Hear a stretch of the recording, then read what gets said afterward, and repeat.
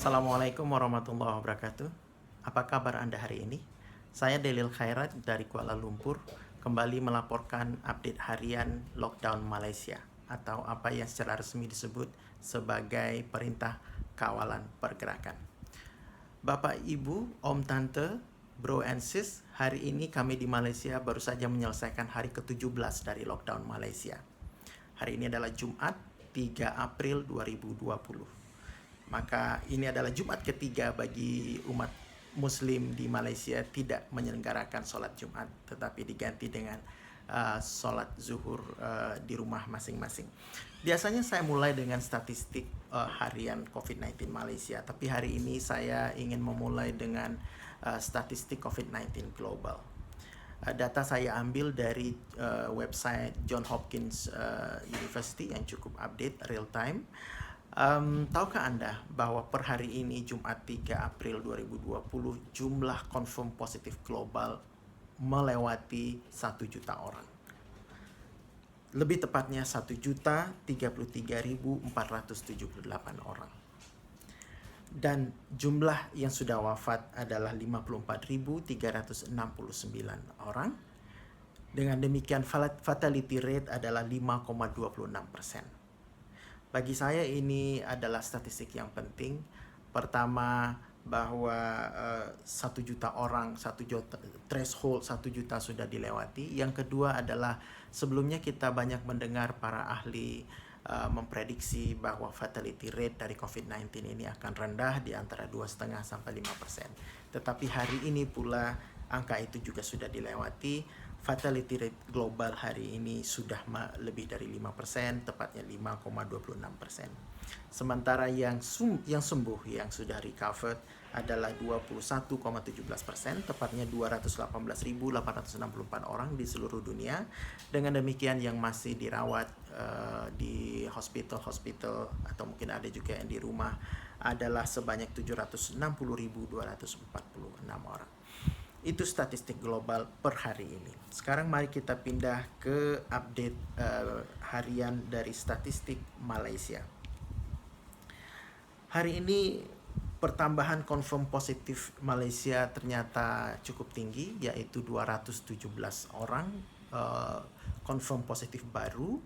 Berarti selama krisis coronavirus ini, sejak pertama kali kasus dilaporkan 24 Januari 2020, ada 4 hari di mana kenaikan harian melebihi 200 orang.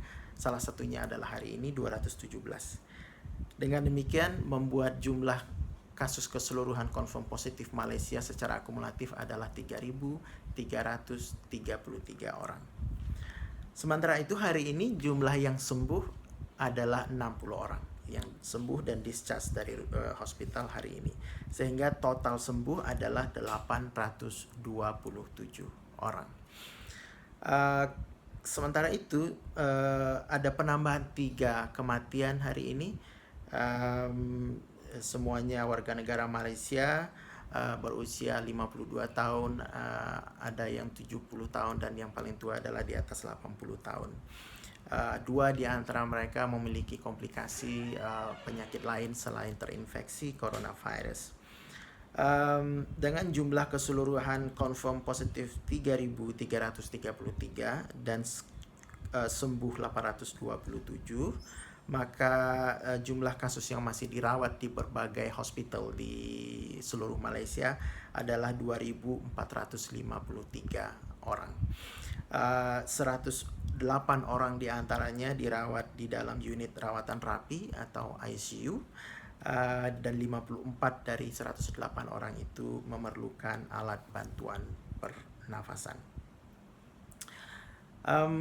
Itu yang menarik hari ini, data harian. Kemudian mungkin Anda bertanya, beberapa hari yang lalu kenaikan harian sudah cukup stabil pada 140-150, tetapi kenapa hari ini dan juga kemarin sudah di atas 200 lagi? Bukankah ini berarti keadaan memburuk?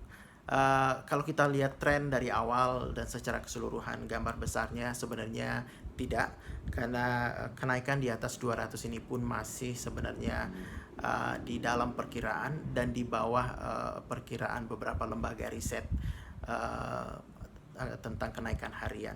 Jadi pemerintah Malaysia masih cukup optimis dan berkeyakinan bahwa measures yang mereka lakukan saat ini, lockdown, lalu melakukan pengujian, pengetesan dan perawatan, akan berdampak positif pada penurunan kurva COVID-19. Kita kembali ke statistik global tadi. Jadi secara global ada 1 juta lebih yang sudah confirm positif hari ini. Di Malaysia sendiri 3.333. Kemudian kita tahu bahwa update dari Indonesia hari ini dari juru bicara Kementerian Kesehatan Indonesia mengatakan saat ini posisi di Indonesia adalah 1.986 confirm positif. Hanya saja kalau kita bandingkan antara Malaysia dan Indonesia, di Malaysia angka confirm positif 3.333 per hari ini itu adalah hasil dari pelaksanaan tes coronavirus pada 47.723 suspek. Jadi 47.723 tes dilakukan, 3.333 hasilnya positif. Itu artinya rate-nya rasionya adalah 6,98% atau hampir 7%. Sementara di Indonesia, data hari ini menyebutkan bahwa jumlah total yang sudah dilakukan pengetesan baru mencapai 7.924, sehingga hasil yang positif 1.986 itu setara dengan 25% dari jumlah yang dites. Dan ini masih, kalau menurut panduan dari WHO, rasio cukup tinggi di Indonesia, 25% positif dari yang di tes ini masih menunjukkan bahwa masih banyak porsi masyarakat populasi Indonesia yang belum melakukan tes gitu ya. Jadi ini menunjukkan bahwa tes yang dilakukan masih belum mencukupi untuk populasi Indonesia, karena WHO berpegangan bahwa apabila hasil tes menunjukkan confirm positif sekitar 10% dari sampel yang diambil, maka itu sudah mengindikasikan bahwa jumlah pengetesan yang dilakukan cukup memadai. Tetapi kalau masih lebih tinggi dari 10%, di Indonesia 25%, maka itu artinya pemerintah setempat harus tetap mempercepat melakukan tes terhadap publik suspek atau orang-orang dalam pengawasan atau pasien dalam pengawasan. Dari sisi fatality rate, jadi secara global hari ini sudah melewati 5%, 5,26, tetapi Malaysia cukup baik sejauh ini, 53 orang wafat per hari ini dengan tambahan 3 orang terakhir, maka fatality rate Malaysia adalah 1,59%. Sementara fatality rate Indonesia cukup tinggi, 9,11% per hari ini kalau diambil dari data di Johns Hopkins University. Dan ini juga data yang dirilis secara resmi oleh pemerintah Indonesia. Jadi Indonesia dalam hal fatality rate berada di bawah Italia, nomor 2 di bawah Italia, karena Italia meninggal 13.915 dari confirm positif 115.242, dan fatality rate-nya 12,07%. Jadi Indonesia masih banyak yang harus melakukan upaya lebih keras lagi, saya pikir, untuk memerangi COVID-19. Dalam hal recovery, Malaysia juga sedikit lebih bagus daripada globally. Tingkat kesembuhan saat ini 21,17%, sementara Malaysia adalah 24,8%. Indonesia masih cukup rendah, tingkat kesembuhan yaitu 6,74%. Jadi terlihat Indonesia memang masih harus bekerja keras untuk mengejar perbaikan statistik dalam menangani coronavirus. Yang menarik tentu Amerika Serikat, karena Amerika Serikat sekarang menjadi epicenter dari coronavirus pandemic. sekitar seperempat 25% dari confirm positif berada di Amerika Serikat, yaitu 245.000 dari 1 juta orang. Dan fatality rate mereka sejauh ini 2,46%. Dan 2,46% itu setara dengan 6.058 orang. Dan tingkat recovery mereka, kesembuhan juga masih sangat rendah, bahkan jauh lebih rendah dari Indonesia, yaitu baru 3,75%, ya setara dengan 9.228 orang dinyatakan sembuh. Itu statistik. Apalagi yang saya bisa update untuk Malaysia hari ini? Ya, Malaysia seperti saya update kemarin adalah bahwa mereka menerapkan measures atau pengetatan penjagaan selama fase kedua dari lockdown Malaysia. Fase pertama berakhir 31 Maret yang lalu. 3 hari ini sejak 1 April kami memasuki fase kedua, fase perpanjangan sebenarnya, di mana selama fase ini dilakukan pengetatan, pembatasan jam operasional untuk bisnis-bisnis atau pelayanan-pelayanan yang masih boleh buka. Kemudian juga pengurangan jumlah essential services yang boleh buka dari 22 menjadi 10 saja. Dan hari ini ada statistik menarik dari Majelis Keselamatan Negara, yaitu statistik terkait tindakan polisi dalam untuk ketidakpatuhan terhadap PKP atau lockdown ini. Jadi sampai tanggal kemarin 2 April 2020, pihak otoritas Malaysia, kepolisian terutama, sudah menangkap atau menahan 4.189 orang yang terbukti atau tertangkap basah melakukan pelanggaran, apakah itu berkeliaran di jalan-jalan atau mungkin nongkrong-nongkrong, ngumpul-ngumpul banyak orang. Kemudian dari jumlah itu 1.449 telah dibawa ke mahkamah, artinya sudah dibawa ke pengadilan cukup cepat. Kemudian sejauh ini telah dilakukan 687 sekatan jalan raya atau roadblocks atau razia yang dijalankan hingga 2 April yang lalu, dan telah memeriksa 380.342 buah kendaraan. Jadi itu statistiknya. Kemudian pihak otoritas juga melakukan pemeriksaan atau seperti inspeksi mendadak ke premis-premis yang yang seharusnya tutup tetapi buka, atau juga mereka boleh buka tapi mereka tidak mematuhi ketentuan-ketentuan yang berlaku. Jadi ada 3.791 premis yang dilakukan pemeriksaan.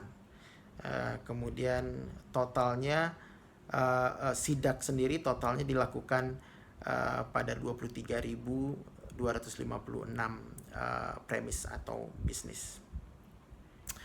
Oke, itu update terkait dengan statistik hari ini. Update terakhir dari saya hari ini adalah bahwa beberapa hari ini saya selalu sampaikan bahwa salah satu segmen masyarakat yang paling terdampak oleh lockdown Malaysia justru adalah warga negara Indonesia, yaitu para TKI, tenaga kerja Indonesia, atau sekarang istilahnya PMI, pekerja migran Indonesia, yang merupakan pekerja lepas harian, sehingga ketika lockdown diberlakukan tidak ada pekerjaan yang boleh dilakukan karena mereka biasanya bekerja di sektor-sektor non formal, bisnis, restoran, construction, maka mereka juga tidak punya income harian. Oleh karena itu mereka memerlukan bantuan karena banyak di antara mereka yang sudah kekurangan bekal, bahkan bekal untuk makanan. Dan kabar gembira hari ini adalah pemerintah Malaysia juga melalui melalui Menteri Wilayah Malaysia Tan Sri Anwar Musa hari ini menyampaikan sumbangan 5 ton beras melalui pengurus KNPI Malaysia, KNPI Komite Nasional Pemuda Indonesia.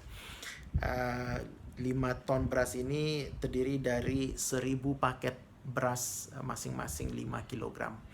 Dan beras ini akan segera dibagi-bagi, didistribusikan oleh ormas-ormas Indonesia di Malaysia dan juga komunitas-komunitas Indonesia di Malaysia kepada saudara-saudari kita yang berada di kongsi-kongsi tempat tinggal mereka di seluruh Malaysia. Dan pemerintah Malaysia juga mengatakan insya Allah juga akan ada bantuan lanjutan setelah yang ini. Kemudian pemerintah Malaysia juga menyatakan bahwa mereka akan memberi keringanan kepada komunitas-komunitas Indonesia yang terpaksa berada di jalan-jalan untuk mengantarkan bantuan ini ke saudara-saudaranya yang lain, asalkan mereka dilengkapi dengan dokumen resmi, surat dari Kedutaan Besar Republik Indonesia.